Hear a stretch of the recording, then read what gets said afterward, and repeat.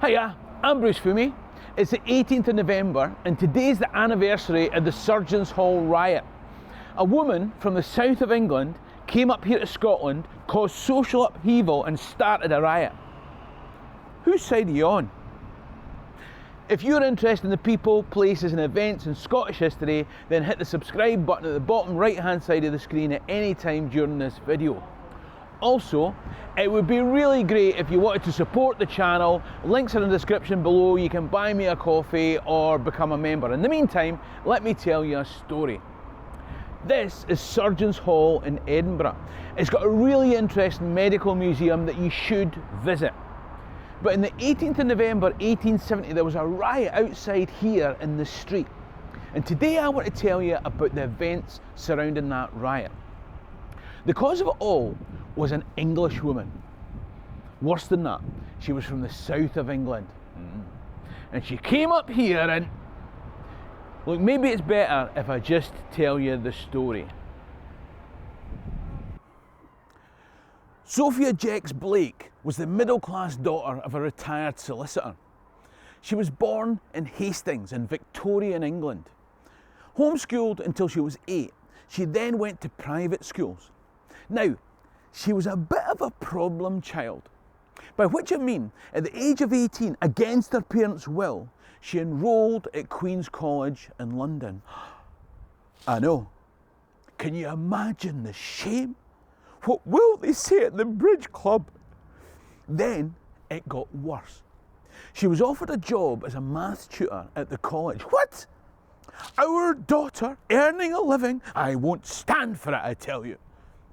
Her father refused her permission to accept a salary. Now, I've got a student daughter that doesn't pay digs, and let me tell you, I don't think I would have fitted in Victorian England. Wait till you hear what happened next though.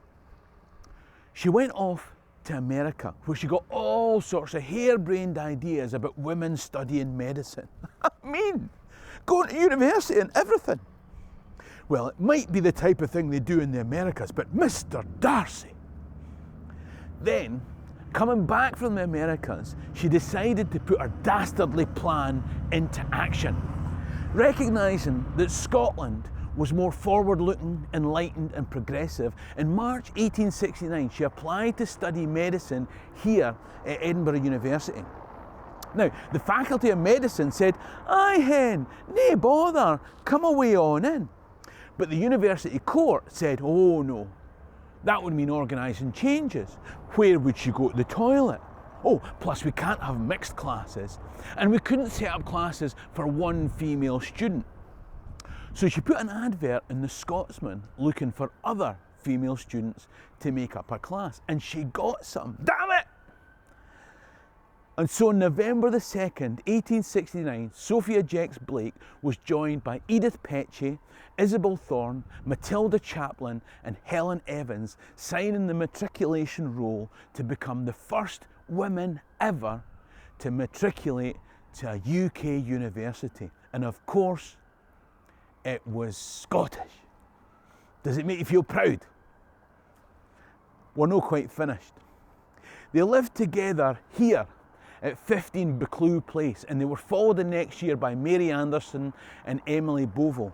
Now, the Edinburgh 7, they were going to start by studying medicine and then head south to protect some poor farmers from Mexican bandits. Now, it's worth mentioning that to qualify for matriculation, they had to sit an exam. It was in 2 parts, compulsory English, Latin and maths, plus a choice of 2 from Greek, French, German, higher mathematics, natural philosophy, that's physics, logic and moral philosophy. Of the 152 candidates who sat the exam on the 19th of October 1869, 4 of the 5 women came in the top 7 places. Obviously they had to be taught in classes separate from men, but when the first exams were sat in spring, the results pattern continued. All 5 medical women won prizes in botany, and 4 of the 5 were on the honours list for physiology and chemistry. 4 out of the 5 came in the top 7 for matriculation. 4 out of the 5 were on the honours list for the spring exam. That's right. Some lazy bitch is letting the side down. Who was it? We know it wasn't Edith Petchey. She came top of the entire class in chemistry, and that entitled her to win the Hope Scholarship Prize for top student. The only problem was, the prize had never been awarded to anyone with breasts before. Aye, that is a problem right enough. How big are the breasts? 38 double D. We'll have to have a meeting. Wise men got together on the 9th of April 1870, and Professor Robert Christensen, you're quite right to boo, he was vehemently opposed to women studying. He made it clear that although Ms. Petchey had gained the best marks in the entire year group, she couldn't be awarded the prize. Because nature intended women to be mothers and housekeepers, and they lacked the intellectual ability and stamina of men. If women were to enter any learned profession in significant numbers, they would lower its standards. So they gave the Hope Award to a man who had achieved lower standards. Well done with the intellectual stamina and rigour, Professor Christensen. All right, calm down. Edith Petchey coming top of that chemistry class was like Dave Narey scoring for Scotland against Brazil in the 1982 World Cup finals. It felt good for a moment, till you realise you just annoyed them, and now you're in for it. There'll be a link to the Dave Narey goal in the description below, by the way.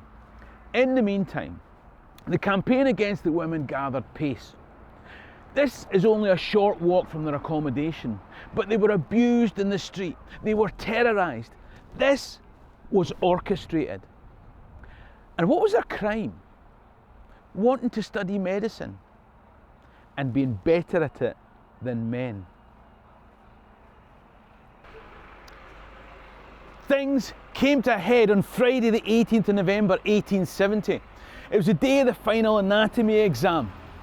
Coming through Nicholson Square there, Our Ladies would have turned here into Nicholson Street to see the Surgeons' Hall blocked by a crowd of 200 people here. Some were drunken male students, some were Edinburgh residents who had been stirred up by the mob, some were bystanders, just here for the sport. As the ladies approached, they were pelted with mud, bad fruit and all sorts. Now, I don't want us to just brush over this. Put yourself in their situation. There's been a months-long campaign of intimidation against you, blocking access to practicals, scoring you off attendance lists, abuse in the streets. Even your parents may be against you being here. As you turn from Nicholson Square into Nicholson Street there, you see a baying mob of 200 aggressive men. If you want to sit your exam, you have to walk through that baying mob. And they're not going to stop at verbal insults. Are you even going to attempt it? Every step feels like a heavy, weary mile. Mud strikes the side of your face, a cacophony of insults assaults your ears. And when you finally get to the gate, it's locked to you. But the mob barks on. Eventually, the gate is opened by another student, or is it a janitor? I don't quite know. Finally, you get into the hall and you sit down covered in mud to start the exam. How focused would you be at this point? And then partway through, a sheep is let loose into the exam room by some of the male students. That's right. Letting women in is out of the question, but sheep were okay. You just know there's an Aberdonian at the root of this, don't you? When it's all over, you have to face the mob again. The upholders of social propriety were still out there. I've been passing an anatomy exam. What have you been doing with your time? These feeble women, without the intellectual stamina of men, faced way more than any of the male students had to endure, yet outperformed them. Apart from the one lazy lass that we mentioned, but that was a statistical anomaly. That's like when one of the numbers doesn't fit the rest, but don't you worry your pretty little head over that.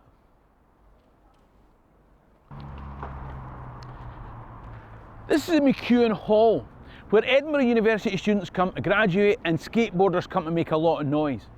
Now, I don't want you to think that everyone in Edinburgh were Neanderthals. The Edinburgh 7 and the Surgeons' Hall riot raised the profile of women's education as an issue. They gained a lot of public support. They were supported by James Young Simpson, who was possibly the most prominent Edinburgh doctor at the time. Now, if you haven't already watched my video on James Young Simpson, then I'll leave a link at the end. It's worth a watch. Watch it. Now, there's more to tell than I've got time for. The bottom line is that in spite of their outstanding achievements and some public support, legal action was taken by the Royal Society for Paternalism and Misogyny. They're not real, I made them up. Anyway, when the case came to the Court of Session in June 1837, it ruled that the university shouldn't have admitted the women and thus they weren't entitled to graduate. I'm going to pause just to give you a moment to throw your mobile phone at the telly. You finished? I know. In 1876, the Russell-Gurney Enabling Bill was introduced to Parliament. That said that if women had obtained their medical degrees from foreign universities, they could obtain a licence from one of the royal colleges. That way, they could practice as surgeons or physicians in Britain. Now, several of the women gained their MDs in Europe and then returned home to seek their licence to practice medicine back here in the UK. In May 1877, 8 years after she had first attempted to enter the medical profession, Dr. Sophia Jex-Blake, in addition to Dr. Edith Petchy, Dr. Matilda Chaplin, Dr. Mary Anderson and Dr. Emily Bovell could join the General Medical Council register. But the first university in the UK to admit women didn't allow them to graduate until 2009. Now, you don't need a medical degree to work out that the degrees were awarded posthumously. I just wish that Professor Robert Christensen could have been posthumously awarded a kick in the dick. Apparently, the University of Edinburgh has no mechanism for retrospective dick kicking, otherwise the skateboarders would have got it. I asked. In 1878, Sofia Jex-Blake returned to Edinburgh and set up in the new town as the city's first woman doctor. She established a clinic for poor patients which was developed into Bruntsfield Hospital, and she went on to help found the Edinburgh School of Medicine for Women. Some English woman comes up here and forces her ideas on us. I'm kind of glad she did, aren't you? If you want to find out all about the celebrated Edinburgh surgeon James Young Simpson, then just click on this link. If you want to spread the story of Edinburgh 7, then please give this video a thumbs up and share it. In the meantime, ha mewn docus gwn bí lá má live. Cheery and Rasta.